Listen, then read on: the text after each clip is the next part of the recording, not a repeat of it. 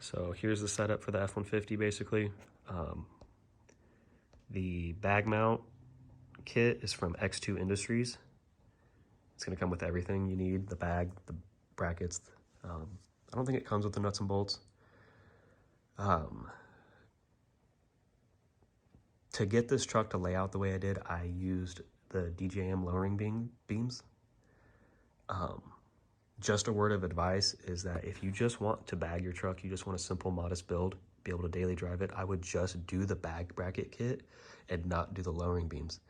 Effectively, doing the lowering beams, you're gonna push the bag bracket kit beyond what it was designed for.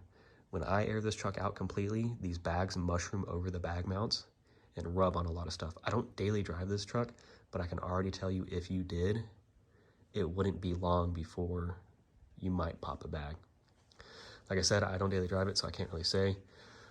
But without using the DGM lowering beams, this kit will accept shocks, factory shocks, and it'll ride great. I had to modify it to accept shocks, so just, let that be known. If you're gonna party and do both, you either can't run shocks or you're gonna have to figure out how to modify it. So I'll show you on the other side how I modified it and what it looks like with everything still bolted up.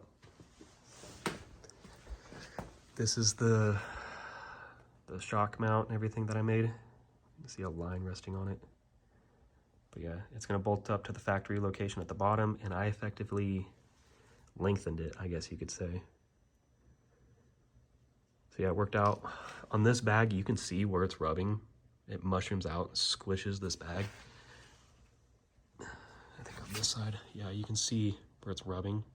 And like I said, I don't daily drive it, so multiply that by whatever if you're gonna daily drive it.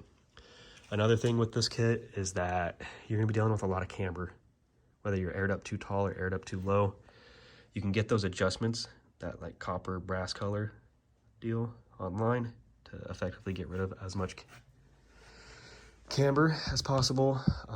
Still with it, this thing will not focus, but that'll get rid of most of your camber. I think somebody called it the beast of the beams. You're constantly dealing with camber.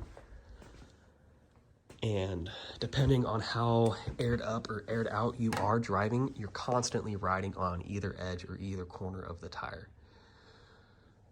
So again, it's just gonna be whether you daily drive this truck or not and how much you're willing to put up with. You can feel it in the steering as you're going through corners. You brake too hard, and depending on where you're aired up and how your alignment's set up, it's gonna jerk to the left or jerk to the right, whatever it may be, just depending on alignment. So just be aware of that. I had to take the engine out of this anyways, so it was a perfect time to go over the Crown Vic setup. In the next video, I'm gonna kind of go over that a little bit. I haven't done this before. There's not much out there for even putting these trucks on air suspension, let alone Crown Vic stuff. There is some stuff out there for F100 stuff, putting out on Crown Vic suspension or bagging them. But again, if you're gonna keep your truck on factory beams and bag it, this is your kit. As far as I'm concerned, the only one you can get online. The only other 90s F-150 I saw get bags, it was a completely custom kit from the shop, so I can't speak on that too much. But as far as I know, it's the only bag kit you can get for a 90s F-150. And your truck also has to be two-wheel drive. It's not gonna work if it's four-wheel drive, I don't believe. But yeah.